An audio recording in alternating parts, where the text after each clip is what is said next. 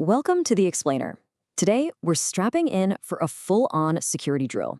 We're going to dissect a massive DDoS attack, looking at it from both sides of the firewall. First as the attacker, and then as the defender fighting to stay online. All right, so here's our game plan for today. We'll kick things off with the core concept, this borrowed knife idea. Then we'll see how the red team puts it into action and what it looks like when the blue team's alarm starts screaming. After that, we'll open up the defensive playbook, talk about why that expensive firewall might not be enough, and finally, zoom out to look at the real systemic solution. Let's dive in. Okay, first things first. We need to understand the weapon itself. How in the world can an attacker turn a tiny, insignificant request into a flood of traffic big enough to knock a major service offline? It really is all about leverage. Think of it like a seesaw on the playground. The attacker puts just a little bit of weight on their end, but because they have so much leverage, the other end, the one aimed at you, slams down with incredible force. And this is where the ugly magic happens. It's called the amplification factor. So the attacker, right, they send this tiny, maybe 1 byte request out to some random server on the internet, but they've crafted this request in a very specific way that tricks that server into sending a huge response, say 50 bytes, not back to them, but to their victim. Just like that, they've got a 50x force multiplier. That's the engine of this attack. And it's not just one little trick they can use. They have an entire arsenal of internet protocols they can abuse. These are protocols that, frankly, were built in a more trusting time. As you can see, something like DNS can give them a solid 54x multiplier, but other protocols, like NTP, can get them way over 500x. Absolutely devastating.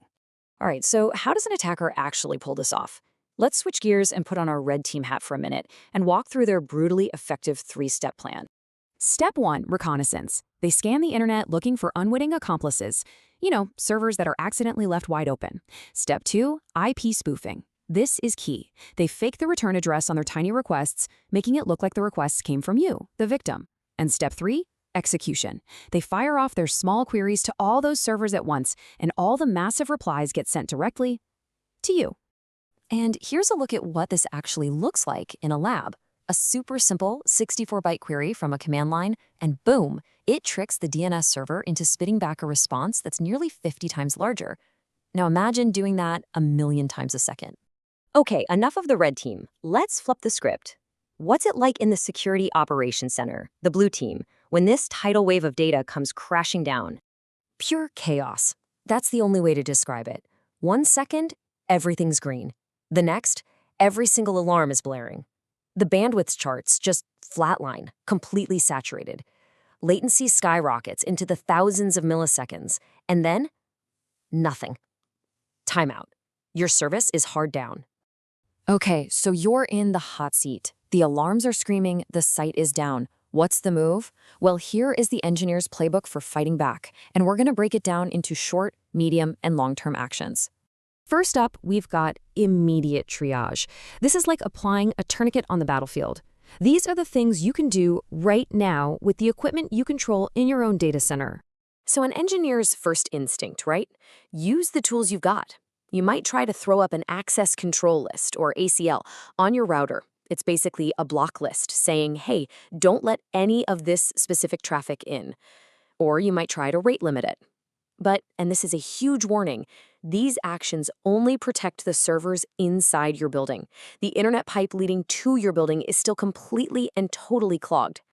So when you realize you can't solve this problem at your own front door, what's the next play? You've got to get on the phone. You need to push your defense outward by calling your internet service provider, your ISP, for help. Now, your ISP, they have some serious firepower. The bluntest tool is called a remotely triggered black hole, or RTBH. Basically, you tell them, hey, just drop everything coming my way. It works, but it also keeps you offline. The smarter play is something called BGP flow spec. This lets you give your ISP a very precise surgical instruction, like, please drop any DNS response packet over a certain size. It's like having a bouncer at their door that only throws out the troublemakers. But for a real long-term fix, the kind that lets you sleep at night, you need to move to a totally different architecture. You need to route your traffic through a specialized cleaning service that lives in the cloud. This really is the gold standard today. Think of a scrubbing center as a giant, industrial-strength water filter for your internet traffic. You use DNS to send all your traffic there first. Their massive global network absorbs the full force of the attack, scrubs out all the junk, and then passes only the clean, legitimate traffic onto you. You stay online, the attack gets soaked up. Problem solved.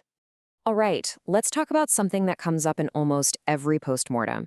I spent a fortune on a next-gen firewall. Why didn't it work? Why did we still go down? And look, it's a totally fair question. It's super frustrating, but the answer isn't about how good your firewall is, it's about where it is.